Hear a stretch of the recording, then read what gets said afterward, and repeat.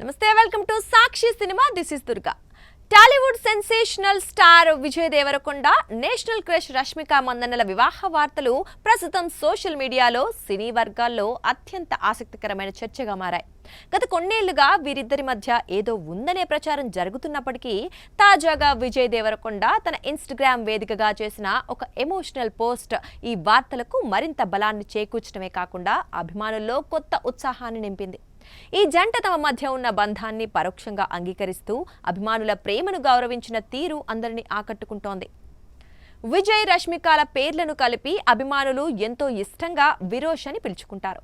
ఈ పేరుపై విజయ్ స్పందిస్తూ, మేము ఏదైనా నిర్ణయం తీసుకోకముందే మా అభిమానులు అంతా ప్లాన్ చేసేస్తారు.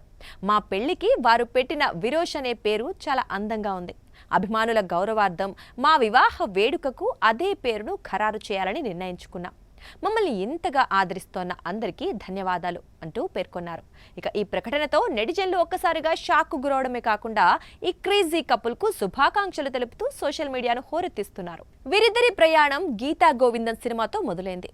ఆ సినిమాలో వీరి మధ్య ఉన్న కెమిస్ట్రీ ప్రేక్షకుల్ని మంత్రముగ్ధుల్ని చేయటమే కాకుండా బాక్సాఫీస్ వద్ద భారీ విజయాన్ని నమోదు చేసింది.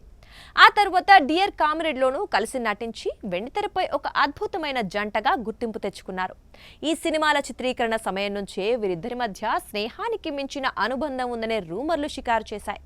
చాలాసార్లు ఒకే ప్రదేశం నుంచి ఫోటోలు షేర్ చేయటం, వెకేషన్లకు కలిసి వెళ్లటం వంటివి ఈ అనుమానాలను నిజం చేస్తూ వచ్చాయి.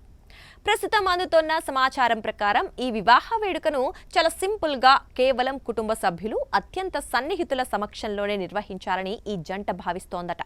ఆడంబరాలకు పోకుండా అర్థవంతంగా ఈ వేడుకను జరుపుకోవాలని ప్లాన్ చేస్తున్నట్లు తెలుస్తోంది. తెరపై సూపర్ హిట్ జంటగా అలరించిన విజయ్ రష్మికలు ఇప్పుడు నిజ జీవితంలోనూ ఒకటి కాబోతుండడం చూస్తుంటే ఒక అందమైన ప్రేమ కథ సుఖాంతం కాబోతుందని అర్థమవుతోంది.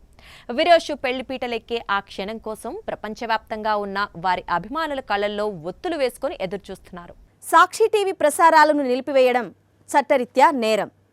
సాక్షి టీవీ ప్రసారాల కోసం మీ స్థానిక కేబుల్ ఆపరేటర్ని వెంటనే సంప్రదించండి. డిటిహెచ్లో, ఇంటర్నెట్లో కూడా సాక్షి టీవీ ప్రసారాలను వీక్షించవచ్చు.